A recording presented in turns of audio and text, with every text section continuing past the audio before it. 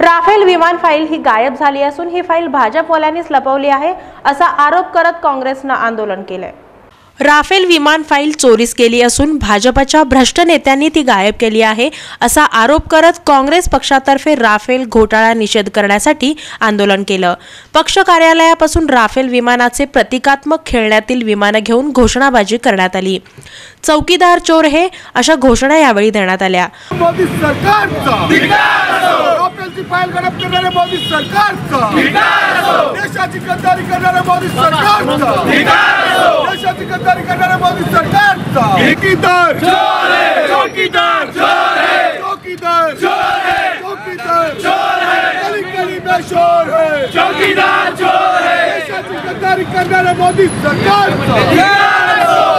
Rafale विमान खरेदी घोटाळा प्रकरणात या सरकारवर कारवाई करावी अशी मागणी नगरसेवक विनोद भोसले व अन्य पदाधिकाऱ्यांनी केली। गेल्या 2 दिवसांखाली आपण पाहिलं की केंद्र सरकारची बाजू मांडताना राफेलच्या प्रकरणामध्ये सरकारने सांगितले की राफेलची फाईल चोरली गेली म्हणजे या देशामध्ये हे सांगतात की ये देश मेरे हाथ में सुरक्षित है असे देशाचे पंतप्रधान सांगतात, पण त्यांना राफेलची सध्या फाईल सांभाळता येत नाही तर येणाऱ्या काळामध्ये देश कसा सांभाळणार असा प्रश्न या ठिकाणी सर्वसामान्य लोकांना पडला आहे। आम्ही इतके दिवस ओढत होतो की राफेलमध्ये मोठा घोटाळा झाला आहे। राफेलची फाईल गडप होणं याचाच अर्थ मोदी हे चौकीदार नसून अंबानीसोबत भागीदार आहेत आणि 100% त्यांनी ते सिद्ध केलं आहे की ते या ठिकाणी ते अंबानीसोबत भागीदार आहेत। त्याचा निषेध म्हणून त्याच्या विरोधात निदर्शन करण्यासाठी आम्ही सर्व काँग्रेसच्या वतीनं या ठिकाणी हे करतोय आणि आमचे मित्र आदरणीय बाबा करोडींनी सांगितल्याप्रमाणे ही खरं तर राफेलमध्ये गैरव्यवहार करणं म्हणजे देशाची गद्दारी करण्यासारखं आहे।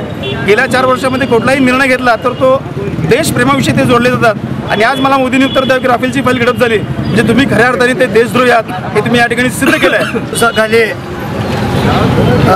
सुप्रीम कोर्टातनं केंद्र सरकारमधनं की हे आलं की चौकीदारचं फाईल राफेलचं फाईल गायब झालं। मी लहानपणी ऐकत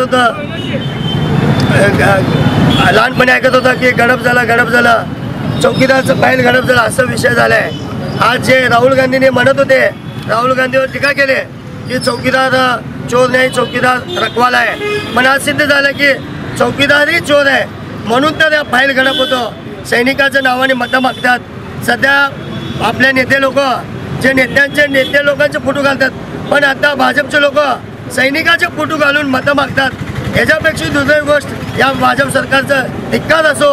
या प्रसंगी मोठ्या प्रमाणावर काँग्रेसचे तरुण पदाधिकारी उपस्थित होते।